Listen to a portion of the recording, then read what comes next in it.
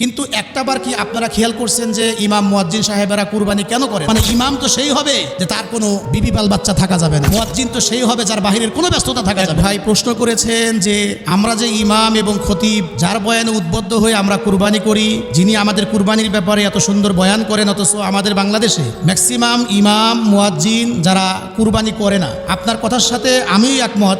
আসলেই আমাদের দেশের রাজধানীতে যারা ইমামতি করে বা বিভিন্ন শহরে যারা ইমাম আছে এরা হয়তোবা কুরবানি করে, কিন্তু ম্যাক্সিমাম ইমাম মুয়াজ্জিন আছে যারা কুরবানি করে না।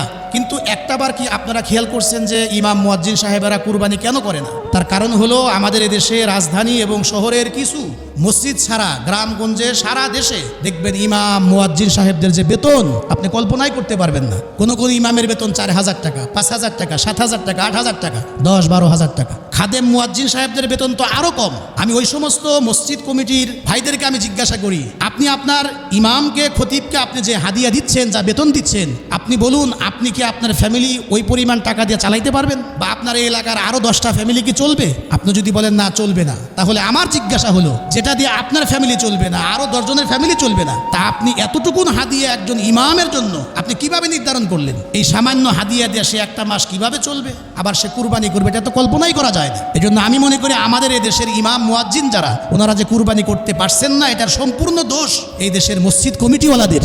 কারণ যে দেশের মসজিদ কমিটি 4,000, 5,000, 7,000 টাকা ইমামের জন্য বেতন নির্ধারণ করে, সে তো মসজিদ কমিটিতে থাকার উপযুক্তই নয়। আপনার তো কোনো বিবেকই নাই। অথচ এই ইমাম, এই মুয়াজ্জিন যদি কখনো অনুপস্থিত থাকে, তার দায়িত্ব পালনে যদি বিন্দু পরিমাণ কোনো ত্রুটি থাকে, দেখবেন যে এই মুসল্লিরাই, এই মসজিদ কমিটিরাই মসজিদের বারান্দায় নামাজের আগে পরে দেখবেন সমালোচনার ঝড় উঠায়। তার মানে ইমাম তো সেই হবে যে তার কোনো বিবি বাল বাচ্চা থাকা যাবে না, তার কোনো পরিবার থাকা যাবে না, তার কোনো আত্মীয় স্বজনের বাড়ি থাকা যাবে না, সে অসুস্থ হতে পারবে না। মুয়াজ্জিন তো সেই হবে যার বাহিরের কোনো ব্যস্ততা থাকা যাবে না। আমাদের বর্তমান সমাজের চিত্র তো এটাই। এজন্য আমি এদেশের সকল মসজিদ কমিটিকে বলবো, মুসল্লিদেরকে বলবো, আপনারা ইমাম মুয়াজ্জিনদের পাশে দাঁড়ান। তাদের দুঃখ ব্যথা বোঝার মতো পৃথিবীতে কোনো মানুষ নাই। সমালোচনা করার জন্য দোষ খুঁজতে বহু মানুষ আছে। আমি তো মাঝে মাঝে বলি, এদেশের মসজিদ কমিটি এবং এদেশের মুসল্লিরা ইমামের যে পরিমাণ দোষ খোঁজে, এতটুকুন যদি কি আর তাদের নিজেদের সন্তানদের প্রতি করতো, ফ্যামিলির প্রতি করতো, তাদের ফ্যামিলি আল্লাহওয়ালা হয়ে যাইত, সন্তানগুলি আল্লাহওয়ালা হয়ে যাইত। যে পরিমাণ মানুষ ইমামের পিছনে মানুষ দোষ খুঁজে বেড়ায়। এই জন্য সামনে আসতেছে কুরবানি, আপনি ইমামের বয়ান শুনে, খতিব সাহেবের বয়ান শুনে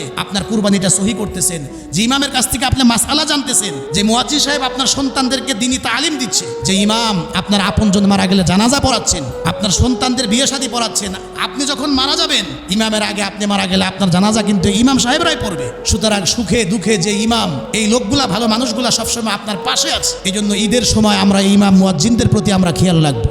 নিজেরা শুধু খাবো না, ইমামদের জন্যও, মুয়াজ্জিন সাহেবদের জন্য আমরা গোস্ত পাঠাবো, তাদের প্রতিও আমরা খেয়াল রাখবো। তারা যেন কুরবানি করতে পারে সেই বিষয়টাও মসজিদ কমিটিকে এবং এদেশের মসজিদের মুসল্লিদেরকে খেয়াল রাখতে হবে। আল্লাহ যেন আমাদের এদেশের মানুষদেরকে সঠিক বুঝদান করেন।